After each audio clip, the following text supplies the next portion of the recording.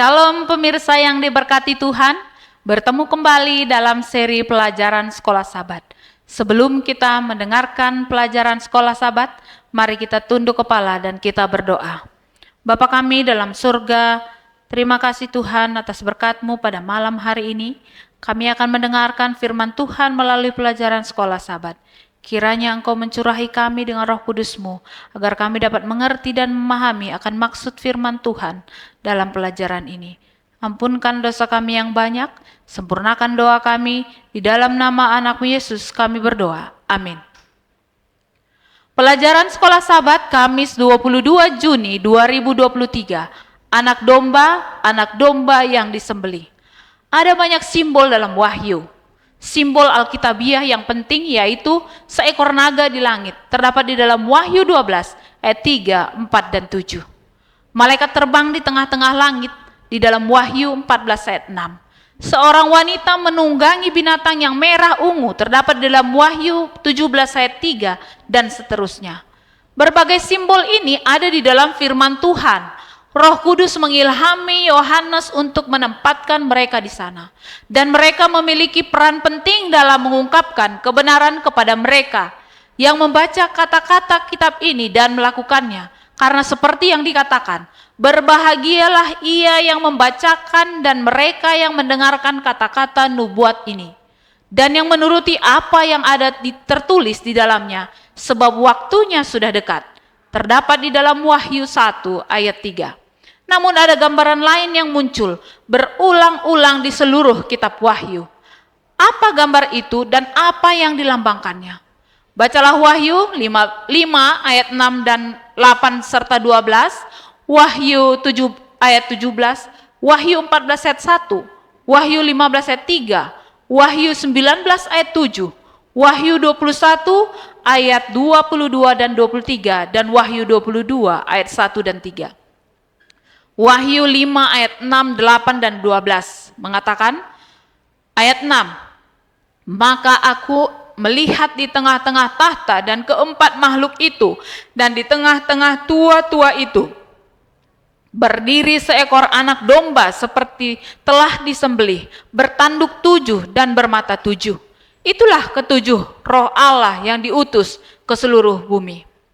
Ayat 8, ketika ia mengambil gulungan kitab itu, tersungkurlah keempat makhluk dan ke-24 tua-tua itu di hadapan anak domba itu.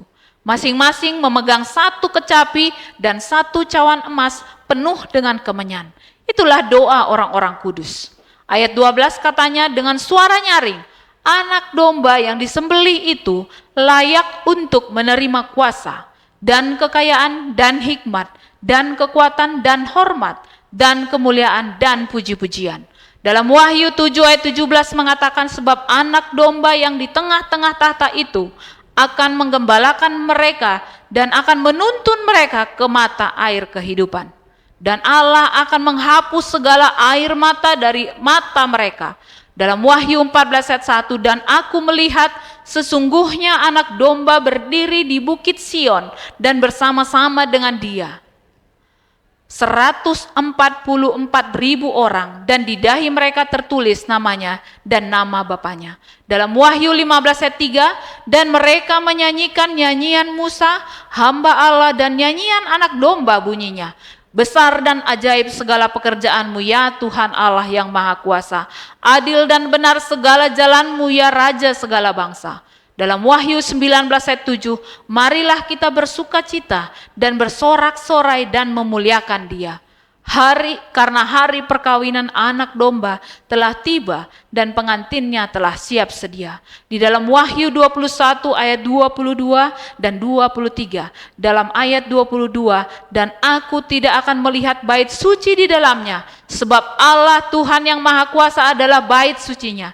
Demikian juga anak domba itu. Ayat 23, dan kota itu tidak memerlukan matahari dan bulan untuk menyinarinya, sebab kemuliaan Allah meneranginya dan anak domba itu adalah lampunya. Dalam Wahyu 22 ayat 1 dan 3, ayat 1 mengatakan, lalu ia menunjukkan kepadaku sungai air kehidupan yang jernih bagaikan kristal dan mengalir keluar dari tahta Allah dan tahta anak domba itu. Ayat 3 mengatakan, maka tidak akan ada lagi laknat, tahta Allah dan tahta anak domba akan ada di dalamnya dan hamba-hambanya akan beribadah kepadanya. Apakah arti dari lambang anak domba dan mengapa itu muncul berkali-kali dalam kitab Wahyu? Tentu saja, seperti yang dikatakan kata-kata pembuka kitab ini adalah wahyu dari Yesus Kristus dan bukan hanya anak domba, tetapi anak domba yang disembelih terdapat di dalam Wahyu 5 ayat 6 dan 12 serta Wahyu 13 dan 8. Artinya Yesus Kristus disalibkan. Inilah jantung dan jiwa bukan hanya dari seluruh kitab suci, tetapi juga dari kitab Wahyu dan pekabaran 3 malaikat. Kita tidak dapat setia pada panggilan kita. Kita tidak dapat melakukan pekerjaan yang Allah telah gerakkan untuk dilakukan oleh gereja ini, kecuali jika kita memiliki anak domba yang disembelih, Yesus yang disalibkan, korban untuk dosa-dosa kita sebagai titik fokus dari pekabaran kita. Kita harus dengan sengaja menempatkan anak domba yang disembelih di pusat doktrin dan misi kita dan di jantung setiap khotbah yang kita khotbahkan, setiap artikel yang kita tulis, setiap doa yang kita buat, setiap lagu yang kita nyanyikan, setiap pelajaran kitab suci yang kita berikan, dan dalam segala hal yang kita lakukan. Biarkan kasih yang diungkapkan oleh anak domba di kayu salib mengubah cara kita memperlakukan satu sama lain dan menggerakkan kita untuk juga peduli pada dunia.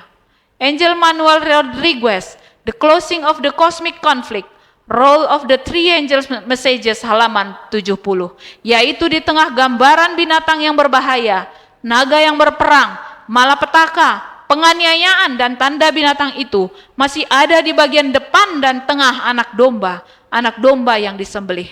Dan hanya dia serta apa yang dia lakukan untuk kita sedang dilakukan sekarang dan akan dilakukan sebelum semuanya berakhir dia, dan pada akhirnya adalah inti dari pekabaran 3 malaikat itu. Mengapa menjaga anak domba yang disembelih pada pusat pekabaran kita adalah penting, tidak hanya untuk memimpin orang lain ke sana, tetapi juga untuk kehidupan rohani Anda sendiri. Tuhan memberkati. Mari kita sama-sama berdoa. Bapa kami dalam surga, puji syukur Tuhan atas berkat-Mu. Kami sudah mendengarkan firman Tuhan melalui pelajaran sekolah Sabat. Biarlah kami dapat mengerti dan memahami akan firman-Mu pada malam hari ini. Ampunkan dosa kami yang banyak Tuhan. Sempurnakan doa kami. Dalam nama anak-Mu Yesus kami berdoa. Amin.